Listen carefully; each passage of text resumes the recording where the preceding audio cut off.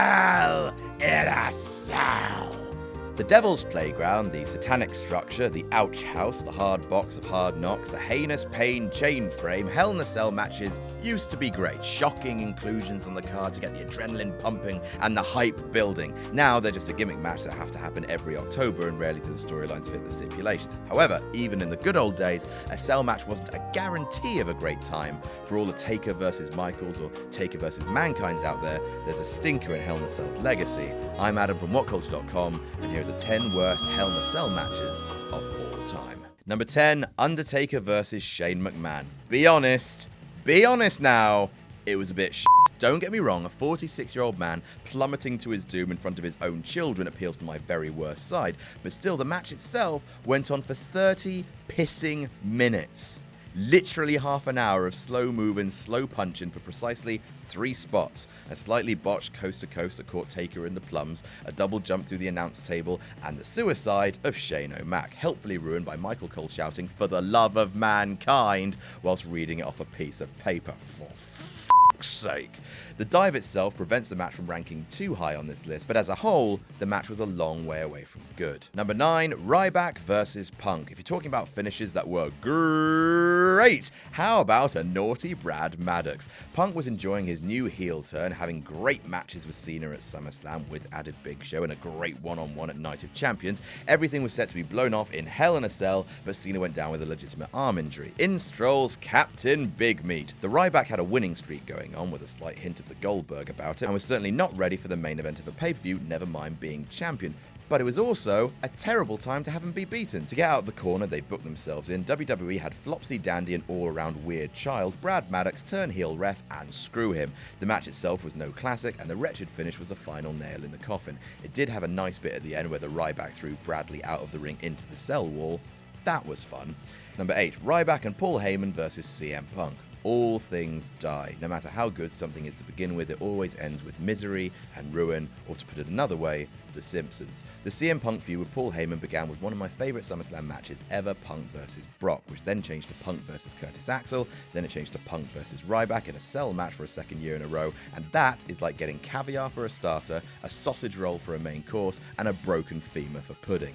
The cell match pitting Punk against Heyman and his new BFF Ryback started badly, with Heyman awkwardly driving to the ring in a lift that didn't really work properly, then proceeded to have a tepid match with the big guy. Punk got to beat the crap out of Paul Heyman at the end of the match, which was fine, I guess, but it was a long wait for a nice moment. Number 7, CM Punk versus The Undertaker. This match, on the other hand, really wasn't long enough. The shortest cell match ever fought for the World Heavyweight Championship at just 10 minutes, and the first cell match to ever open a pay-per-view, this match underwhelmed, barely utilising the cell itself at all, rendering the whole thing pointless, really. Punk was beaten in fairly convincing fashion, which some have attributed to backstage heat on the straight-edge superstar after he backtalked The Undertaker for criticising the way Punk dressed as champion. It was the first cell match of the first official Hell in a Cell pay-per-view, and if people were worried that having obligatory cell matches every October would devalue the stipulation, this fairly lame affair did little to calm those fears. Number 6, Randy Orton versus Mark Henry. Another one of those normal matches that just happened to take place inside a Hell in a Cell. Orton versus Henry at Hell in a Cell 2011 only served to further cheapen the mystique of the Devil's Playground. All they really did was a standard, "I'm throwing you into this bit of fence now, rrr," and that's all the interaction they had in the cell. I mean, okay, Randy climbed the inside of the cell briefly to get out of a hole, but that was okay, but it's still not a great match at all. Henry has quite a slow work rate, and Orton tends not to turn in great performances when he doesn't give a shit, and being told to lose twice to Big Mark, I'll do that. Number 5, Kane versus The Undertaker. The Brothers of Destruction locking horns in a match synonymous with the two men. Hell in a Cell is Taker's signature match. Kane debuted in the first ever cell match. Theirs is a rivalry that WWE has returned to over and over. This should have been an easy classic. Nope! After a long, slow start, with the crowd mostly muted throughout, the men started swapping finishes, and then things got stupid. Kane hit a ref, then Paul Bearer wandered into the cage like he was looking for a pound coin on a casino carpet, then Undertaker does his traditional throat cut gesture like he does in every match, but for some reason the lights go blue this time. Bearer then shines torchlight from the urn in Undertaker's face. The crowd are very actively bored by this point. Kane hits Taker with the urn, chokeslam, it's over. Did that little string of nonsense happen in the late 90s? No sir, that happened in 2010. wretched stuff. Number 4, Randy Orton versus Sheamus. At least Kane versus The Undertaker felt like it might belong inside the cell, right? I mean, this is the entire point of cell matches. These rivals are set to kill each other. They can't be contained in anything less than a Hell in a Cell. This is the end, the final battle. Sheamus versus Orton. Oh, feel hyped yet? Again, they had no place being in this stipulation. The two men had barely begun feuding. Also, it loses major points for this fucking brain dead spot. Steel steps were brought into the ring. Oh my Vince, just think of the pain if someone does a move on those. Sheamus did just that. He stood Randy on the stairs and then hit him with a move. He hit him with the Irish Curse backbreaker, where Randy makes zero contact with the steel steps. Bob, bob, bob,